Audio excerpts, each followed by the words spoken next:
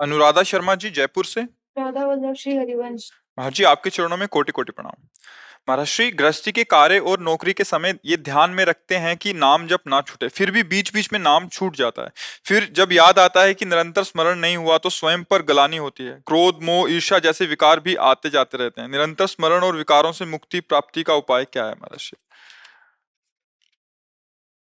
जो क्रिया कर रहे हैं उसको भी प्रभु को समर्पित कर दो, तो ये ग्लानि नहीं होगी कि हमारा भजन छूट गया। क्योंकि भगवान का आदेश है, यत करोषि ये तो सर्वाणि कर्माणि मयि सन्न्यस्य मत्पराहा अनन्ये नैव योगेन माम ध्यायन्तु उपासते। जो अपने सारे कर्म मेरे को समर्पित कर देता है। अब जैसे हम क्रिया में हैं तो हो सकता है नाम छूट जाए, पर नाम जपना चाहिए। प्रभु हमारे प्रीतम है, उनके लिए मैं कर्म कर रहा हूं, ये भाव तो बना हुआ है ना, तो अखंड भजन चल रहा है, उसे भजन को अखंड माना जाएगा। निरंतर भगवद स्मृति होती है, नाम जब छूट सकता है। जैसे हम बोल रहे हैं आपसे, किसकी बात बोल रहे हैं, बातें समझना ना, किसके लिए, प्रभु के लिए तो बोल रहे हैं ना, तो हमारा ये भजन हो रहा है। इसे हम ये ग्लानि नहीं लेंगे कि हमने बात की हमारा भजन छूट गया, ऐसा नहीं है। सब रूपों में मेरे प्रभु आए हैं, वो प्रसन्न हो, वो सुखी हो, वो हमारे पास बैठकर थोड़ा आनंद अनुभव करें, ये हमारी सेवा बन गई प्रभु के लिए। हम सेवक हैं, सचराचर रूप हमारे स्वामी का है, वो विविध रूपों में आके विविध प्रकार के प्रश्न करके सुखी होते हैं और हमारे अंदर से उत्तर निकलकर उनको आनंद प्रदान करता है। ये हमारी सेवा बन गई, हमारा भजन चल रहा है।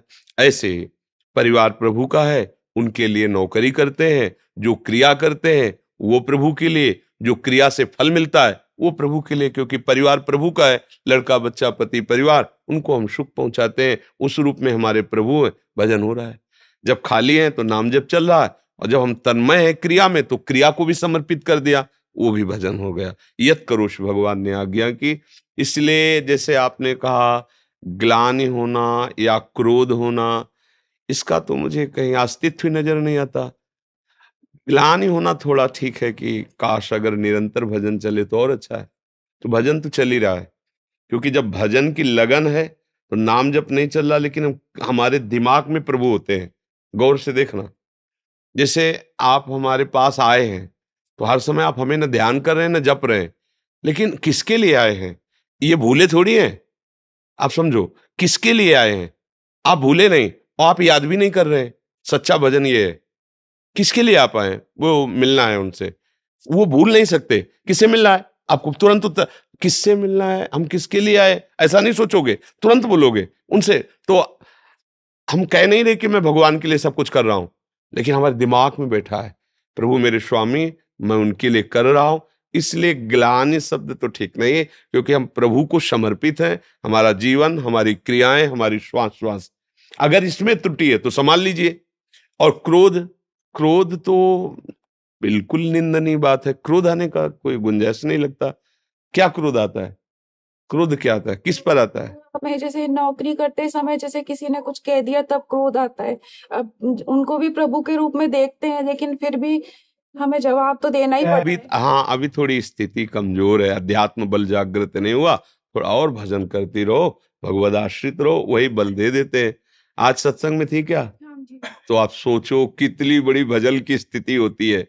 हाथ पैर काट दिए जयदेव जी के, फिर भी उनके लिए उन्होंने अमंगल नहीं मनाया, एक शब्द भी कटु नहीं बोला। ये कितनी बड़ी सामर्थ्य भक्ति की होती है। भजन और करो, भगवद आश्रित रहो। अरे जी, गुरु को तत्व रूप से अनुभव कैसे करें? पहले उनकी बात मान लो तो तत्व रूप से जान जाओगे। अगर बात उनकी ना मानोगे तो फिर नहीं जान पाओगे। हमारी दृष्टि नहीं है, हमारी दृष्टि पार्थिव है, तो आपको पार्थिव दिखाई दे रहा है। हमारी तत्व दृष्टि होगी तो हम तत्व से जान जाएंगे। तो हमारी दृष्टि पहले तात्विक हो, तो उसके लिए तो ऊंचाई सब जगह परमात्मा तत्व या गुरु तत्व सब जगह विराजमान, अखंड मंडलाकारम व्याप्तम एन चराचर, ये तत्व दृष्टि है। चराचर में मेरा गुरुदेव विराजमान है, तो अब तत्व दृष्टि आना मतलब तत्व बोध हो जाना, मतलब परम पद मिल जाना। तो ये तो बहुत ऊंचाई की बात है।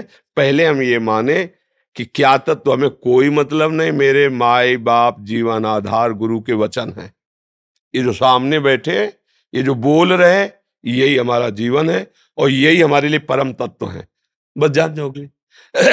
एक जगह मानी संख्या रख ले तो सवाल हल हो जाएगा। सब जगह भगवान है, ये पक्का है। एक जगह कहीं मान ले, जैसे गुरु साक्षात परब्रह्म तस्मै श्री गुरुवे नमः, बस अब बात बन जाएगी। एक जगह में मेरा पति साक्षात भगवान है, मेरा पुत्र भगवान है, एक जगह मान लो, पूरी जगह सब जगह फिर आ जाएगा वो। अभी हम कहीं नहीं मान पाते हैं। अनुकूल हुआ तो भावना कर सकते हैं, पति अनुकूल है तो मेरा पति मेरे लिए देवता, मेरा भगवान है। और जहां प्रतिकूल हुआ तो फिर डिवोर्स पेपर में दस्तखत करो। ले, ऐसे ही पति पत्नी पुत्र परिवार, हम अनुकूलता की पूजा करते हैं, अनुकूलता को सुख मानते हैं।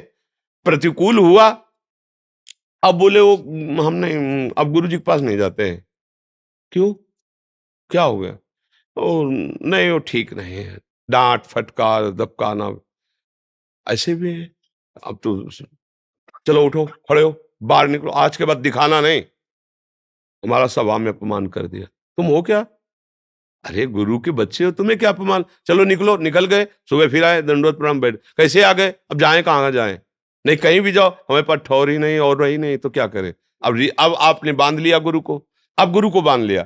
कोई ऐसे थोड़ी संत महात्मा या भगवत चरणारविंद का आसक्त होता है, पहले ऐसे किया जाता है, तुम्हारी निष्ठा क्या है, हट, भाग यहां से। ऐसे पीछे पड़ा है, गुरु गुरु भगवान भगवान, चल बाहर यहाँ चल, कुछ नहीं होने वाला, हमसे तेरा बिल्कुल कल्याण नहीं होगा, अगर तू हमारी बात नहीं मानेगा नरक मिलेगा।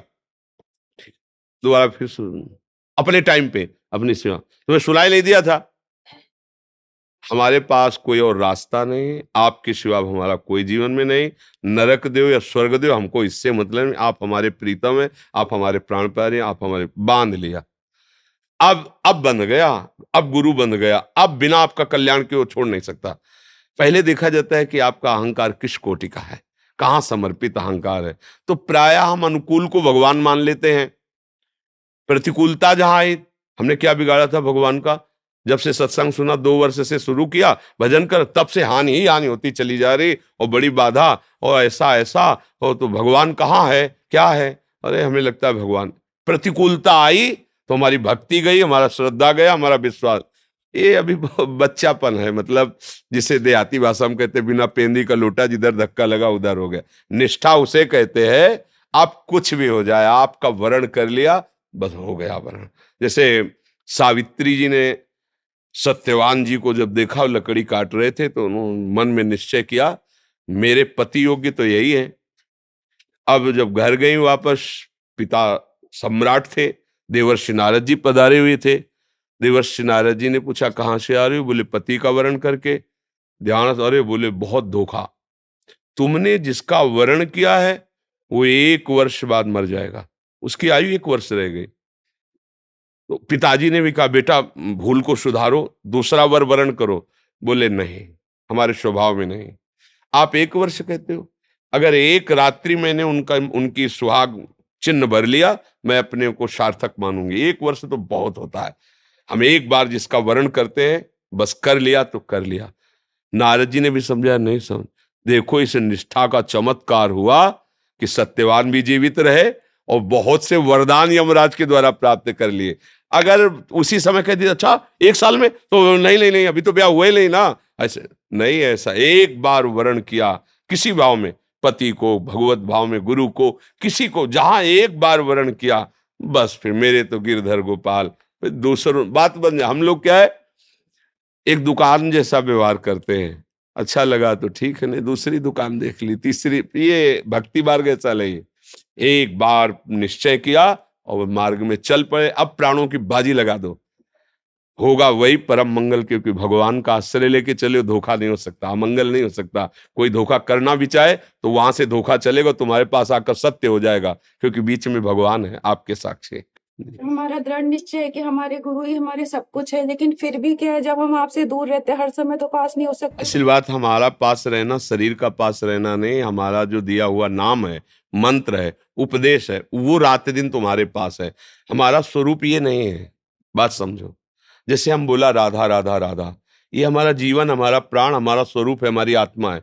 अब आप राधा राधा कर रहे तो हर समय हमारे पास है। और आप देखना, जब राधा राधा जपोगे तो तुम्हें हमारी इस शरीर की भी स्मृति आएगी, क्योंकि यहीं से मिला है ना, तो हर समय दिमाग में छाया रहेगा।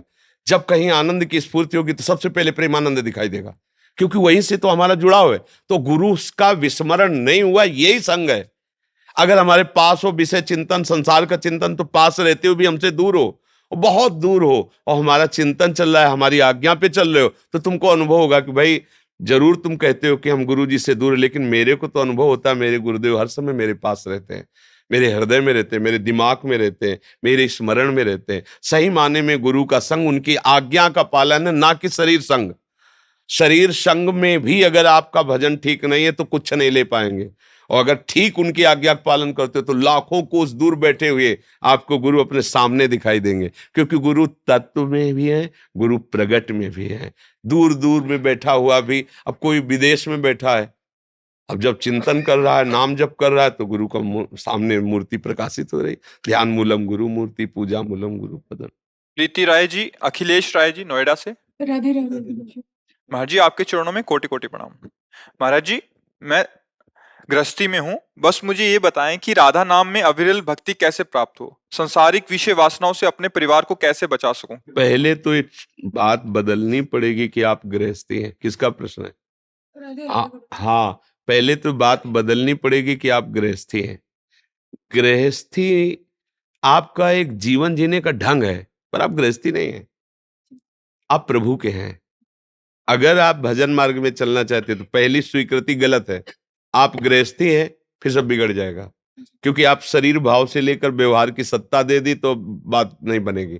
पहली बात, मैं प्रभु का था, मैं प्रभु का हूं, मैं प्रभु का ही रहूंगा।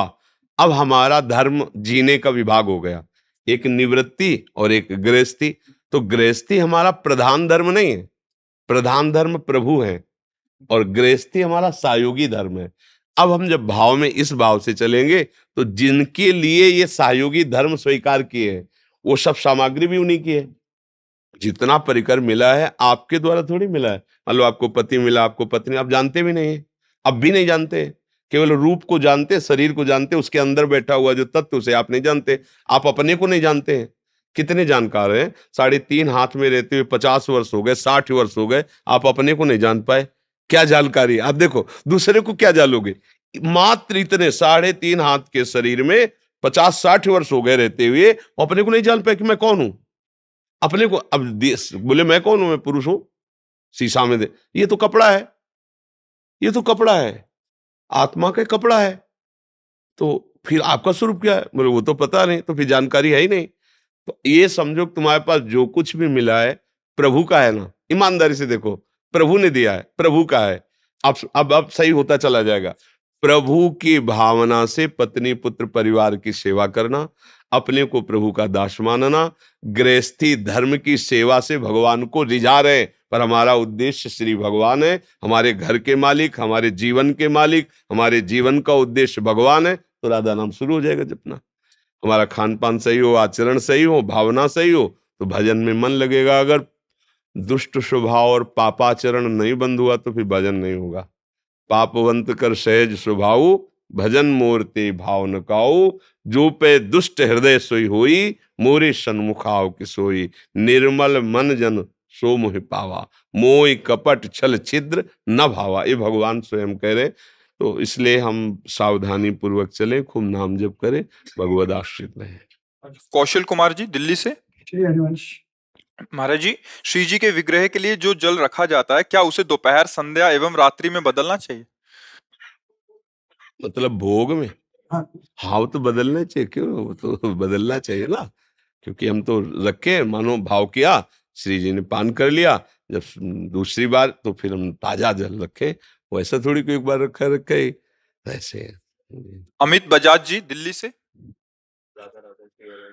महाराज जी आपके चरणों में कोटि कोटि प्रणाम।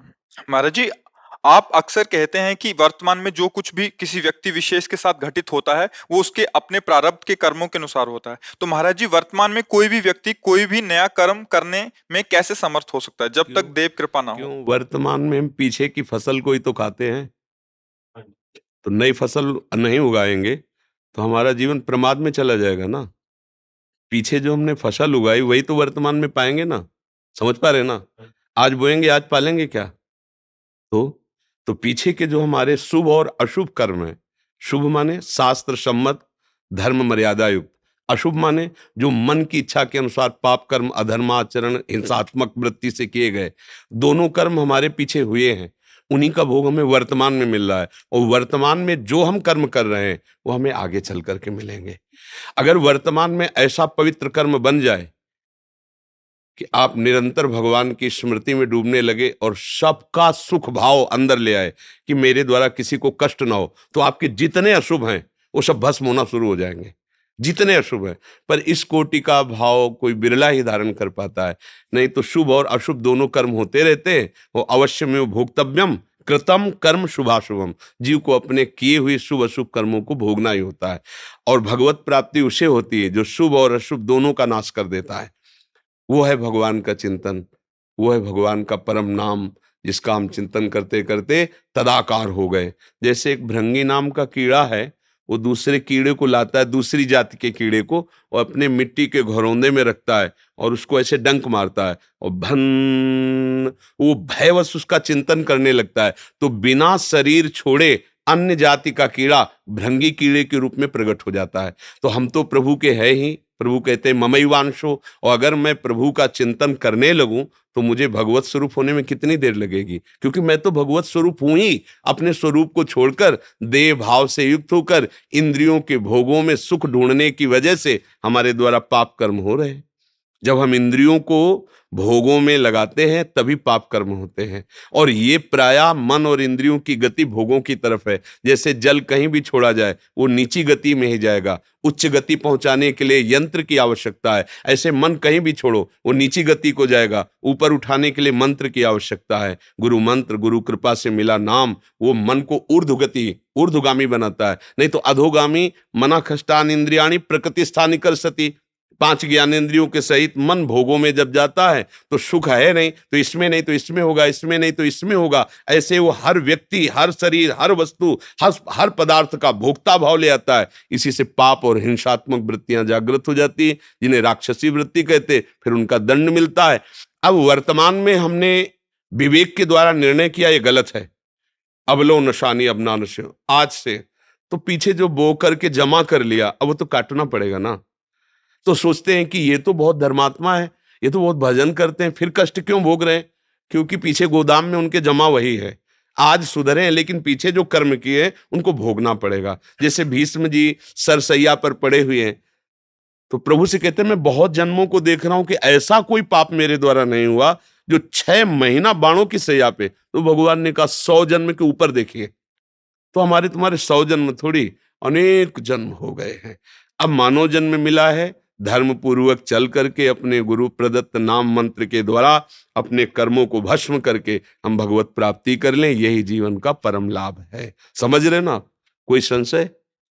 महाराज जी एक बात पूछना थी कि जैसे सब कुछ प्रारब्ध के अनुसार ही हो रहा है, तो कोई नया कर्म जैसे भगवान अभी आप समझ ही नहीं पा रहे हैं ना। सब कुछ प्रारब्ध के अनुसार थोड़ी हो रहा है। हमने कब कहा सब कुछ प्रारब्ध के अनुसार हो रहा है? पुरानी फसल को केवल खाया जा सकता है, ऐसे ही पुराने कर्म केवल आके दुख सुख दे सकते हैं। दुख सुख केवल दे सकते हैं, आप भोगे ना भोगे ये आपकी कला होगी। जैसे हमारी किडनी फेल है और हमने अपने जीवन को भगवान में समर्पित करके चित्त को प्रभु में लगा दिया है, डायलिसिस होता है, भयानक कष्ट की पीड़ाएं आती है, लेकिन उस समय हम कष्ट में नहीं होते हैं। कल डायलिसिस हुआ है, शाम के कुछ खाया पिया नहीं, तुम्हारे सामने बैठे 1 बजे रात्रि से दिनचर्या चलती है। आपको लग रहा है कि डायलिसिस मैन है? आया है प्रारब्ध, बुरा कर्म किसी जन्म का है, बना रहे तू। आज मरे या कल मरे, मरना तो है ही शरीर को, और मैं अविनाशी हूं और अपने चिंतन को प्रभु में जड़े हूं। ठिंगे पे रखी किडनी दोनों खराब है, चल रहा है, क्या फर्क पड़ता है? अध्यात्म अगर बल नहीं है, विवेक नहीं है, तब तो शरीराभिमान के कारण भोगना ही पड़ेगा, मरना ही पड़ेगा। तो सुख दुख कर्म के अनुसार आएंगे। अब हमारा जो समय केवल सुख दुख भोगने के लिए थोड़ी है। हम नवीन कर्म करके ऐसी ऊंचाई पर बैठे जहां सांसारिक सुख दुख स्पर्श न कर पावे और हम परमानंद में निमग्न हो जाएं। ये पशु नहीं कर सकता, वो केवल प्रारब्ध के अनुसार चलेगा। हमारा मनुष्य जन्म है, हमें कर्म करने का अधिकार दिया गया है। ये केवल मनुष्य योनि में है, देवताओं में भी नहीं है। इसलिए ये बात लेके बैठ जाना कि सब कुछ प्रारब्ध के अनुसार होगा, इसे मूर्खता कहते हैं, इसे प्रमाद कहते हैं। केवल मनुष्य शरीर में पुरुषार्थ है कि वो देवता को भी अधीन कर सकता है और देवताओं के देव भगवान को भी अधीन कर सकता है। सुमीर पवन सुत पावन नामू, अपने बस करी राखे रामू, भगवान को भी अधीन कर सकता है। तो फिर ये प्रमाद और पुरुषार्थहीनता की बात मनुष्य जन्म में नहीं कि मेरा क्या होगा। सबसे बड़ी स्थिति वो मेरे लिए बनाई गई है, भगवान के लिए नहीं बनाई गई। सबसे उच्च पद मेरे लिए बनाया गया है। आप में केवल दृढ़ता होनी चाहिए। भगवान के बच्चे, मुझे जो प्राप्त करना होगा प्राप्त कर सकता हूं, पर प्राप्त करने चले तब ना। हम तो छोटे छोटे खिलौनों में ही फिसल कर उसी में राजी हो गए, अधर्माचरण करने लगे, तो फिर कहां से हम प्राप्त कर पाएंगे। एक आर्मी में चलने के लिए कितना तैयार होता है, सुबह से दौड़ लगाता है, व्यायाम करता है, हर कोशिश करता है मैं देश सेवा, तो एक दिन वो चयन हो जाता है। आप देखिए ना, प्रयास किया तो लौकिक सफलता उसके चरण चूमती है। तो हम तो भगवान के अंश हैं, अगर हम सच्चिदानंद भगवान का प्रयास करें तो भगवान नहीं मिल जाएंगे। तो फिर पुरुषार्थ अगर नहीं है तो पशु और मनुष्य में कोई अंतर नहीं। प्रारब्ध कर्म का भोग केवल पशु करता है, मनुष्य बचा सकता है। जैसे हमारे पास बहुत सुख संपत्ति आई हमारे भाग्य से, हम उसे नहीं भोगेंगे, दूसरों की सेवा में लगाएंगे। जो दीन हैं, जो असमर्थ हैं, बीमार हैं, उनकी सेवा में लगाएंगे, पशु पक्षियों की सेवा में लगाएंगे, गरीब की बेटी के ब्याह में लगाएंगे। हमारा आया प्रारब्ध, लेकिन गया कहां? हाँ, अब हमारा मंगल कोई रोक नहीं सकता है। अब उसी को शराब पिएंगे, पैसा देके व्यभिचार करेंगे, जुआ खेलेंगे, हत्या करवाएंगे, मनमानी आचरण करेंगे, तो नरक का द्वार खुला हुआ है। आपके आए हुए शुभ का परिणाम क्या हुआ? अशुभ। अच्छा, अब अशुभ आया, कोई कष्ट हुआ, कोई दुख हुआ, उसी समय हमने विचार किया मेरे किसी कर्म का फल है। नाथ कृपा करके मुझे ऐसी सामर्थ्य दो कि मैं इस दुख को भोगूं, पर अब कोई ऐसा कार्य ना हो जिससे आपको असंतुष्टता हो और किसी भी प्राणी को दुख पहुंचे। नाथ मुझे ऐसी सामर्थ्य दो। वो दुख भी सुख रूप बन जाएगा, दुख भी सुख रूप बन जाएगा, पक्का। हर दुख सुख रूप हो जाएगा, हर सूल फूल बन जाएगा। हम देखते हैं कि आज अपने में दृढ़ता की कमी है। अरे हम हैं कौन, बस विचार करना है। हमें पांच भौतिक शरीर नहीं है यार, भगवान के अंश हैं, अविनाशी हैं। ये शरीर बदलते रहेंगे, मेरा कोई फर्क नहीं पड़ने वाला। अगर ऐसा निश्चय करके चलो तो तुम्हारे जैसा कोई बलवान नहीं हो सकता। मृत्यु 100 बार नहीं आती, कायर रोज मरता है और वीर आदमी एक बार मरता है। और जिसने निश्चय कर लिया कि एक बार मरना है, वो पूरे सृष्टि को हिला सकता है, पूरी सृष्टि को, क्योंकि उसको मृत्यु का भय नहीं। एक बार मरना है, निश्चित है। जब मरना है तब निश्चित है। तो इसलिए निर्भय होकर छाती खोल करके हम देश सेवा में या धर्म में या भगवत मार्ग में समाज सेवा में उतरे। हम लोग ऐसे हो गए हैं भेड़ जैसे। क्यों हो गए? वासनाओं ने हमें तोड़ दिया। अध्यात्म बल है नहीं। एक छोटा सा विषय आता है, हम फिसल कर वहां चले जाते हैं, अपराध करने लगते हैं। अब कहां रह गया तेज, कहां रह गया उज्ज्वलता, कहां रह गई दृढ़ता? देखिए ना, हमारे देश प्रेमियों ने वंदे मातरम कह के फांसी पे झूल गए। छोटी मोटी बात है ये?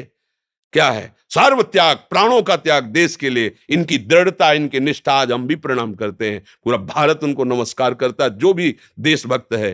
तो क्या हुआ? इन्होंने निश्चय कर लिया मरना तो है, ये देश के लिए मरूंगा।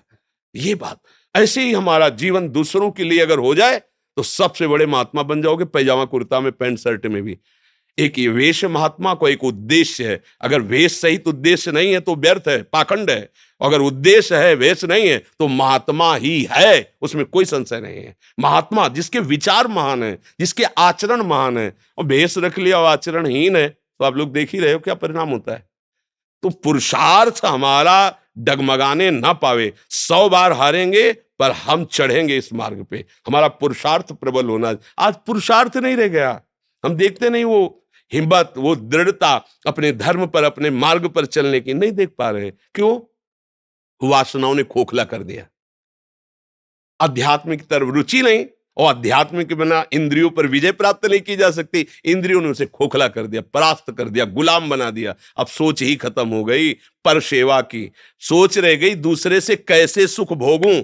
इसी को कहते हैं राक्षसी वृत्ति। जितने घोर अपराध होते हैं इसी वृत्ति से होते हैं। दूसरे से कैसे सुख भोगूं, और जितना अच्छा कार्य होता है दूसरे को कैसे सुख पहुंचे मेरे द्वारा। बस अंतर इतना ही है। पुरुषार्थ अगर कर ले गए ठीक, तो तुम भगवान की प्रसन्नता का हेतु हो जाओगे। और पुरुषार्थ नहीं किया, केवल प्रारब्ध में फंसे रहे, तो पशुता और हमें कोई तिनते खर सूकर स्वान भले, जड़ता बस जे न कहें कछुए, जरि जाओ सो जान की नाथ बिना, जो जिए जग में तुमरो बिन होए। पशु श्रेष्ठ है मनुष्य से। क्यों? क्योंकि अपने प्रारब्ध का भोग भोग करके ऊपर उठ रहा है, और हम नए कर्म पापाचरण करके उनसे भी नीचे की तरफ जा रहे हैं। इसलिए हमें पुरुषार्थ पर ध्यान देना चाहिए। एक एक श्वास हमारी बहुत कीमती है, उसे यदि हम गुरु चरणों में, प्रभु के चरणों में समर्पित करके सत्य आचरण करते हुए भजन करेंगे। देखो, भजन का मतलब केवल माला चलाना नहीं। किसी भी प्राणी की तुमने रक्षा कर ली, किसी भी प्राणी को सुख पहुंचा दिया, तो उसमें बैठा हुआ भगवान प्रसन्न हो जाएगा। एक दिन एकनाथ जी महाराज बड़े संत हुए हैं, वो गंगोत्री से जल ला रहे थे रामेश्वर जी में चढ़ाने के लिए। बहुत से लोग उनके साथ थे। रामेश्वर जी थोड़ी दूर रह गए थे, तो एक देखा गधे को, वो तड़प रहा है मरणासन स्थिति में, जवान बाहर निकली हुई, मानो प्यासा है। उनको नहीं रह गया, तो उनके साथियों ने कहा, अरे पागल हो, रामेश्वर जी नजदीक है, गंगोत्री से जल लाए हो गधे में। वो दौड़ के गए, ऐसे गोद में उठाया, पूरी गंगा जली पिला, और ऐसे दुलार करने लगे। तो सब गए रामेश्वर, और रामेश्वर वहां प्रकट हो गए, गधे भगवान प्रकट हो गए। भगवान का साथ, किसी भी जीव में भगवान है ऐसी भावना करो और उसको सुख पहुंचाओ, वही भगवत प्राप्ति। कुत्ते में नामदेव जी ने भगवान देख लिए ना। अब हम श्री विग्रह में तो भगवान को मानते हैं, और बाहर हम राग द्वेष करते, दूसरों को दुख पहुंचाते, कभी कुछ अच्छा नहीं होने वाला जीवन में। सब में भगवान की भावना करो, ये पुरुषार्थ है। और है वो, अगर भगवान की शक्ति ना हो तो सब ज्ञान विज्ञान सब धरा रह जाए। भी एक सेकंड में इस शरीर को नष्ट करने का विधान बनाया जाएगा, भाई फूंक दो जाके, क्योंकि वो जो था वो अंतर ध्यान हो गया। तो बस उसी का हम पूजन करें, सब बढ़िया बात बन जाएगी। कर्म योग पर ज्यादा ध्यान दे कि भक्ति योग पर ज्यादा ध्यान? हमें तो लगता है दोनों बिल्कुल भी लग नहीं, दोनों एक ही बात है। समय जिसको इसको ज्यादा दे, केवल प्रभु को, चाहे हम कर्मयोग कर रहे हैं, भक्ति योग कर रहे हैं, उसी का कर रहे हैं ना। सबकी सेवा की भावना रखते हुए, सब में भगवान है ऐसी तत्सुख भावना, ये कर्मयोग है। लेकिन भगवान है, ये भक्ति योग है, दोनों एक में मिले हुए हैं। हमें तो आज तक कोई भी योग अलग नहीं लगा, चाहे ज्ञान योग हो, चाहे अष्टांग योग हो, चाहे भक्ति योग हो। मतलब ये घाट हैं, जहाँ स्नान होगा वहां एक है। जैसे यमुना जी जा रहे ना, तो आप चाहे जिस घाट में जाओ तो मिलेंगी तो यमुना जी ना, तो चाहे जिस योग से जाओ मिलेगा तो परमात्मा ही ना। उसके मार्ग अलग अलग हैं, लेकिन स्नान अवगाहन एक ही परम तत्व का होता है, उसमें कोई अंतर नहीं।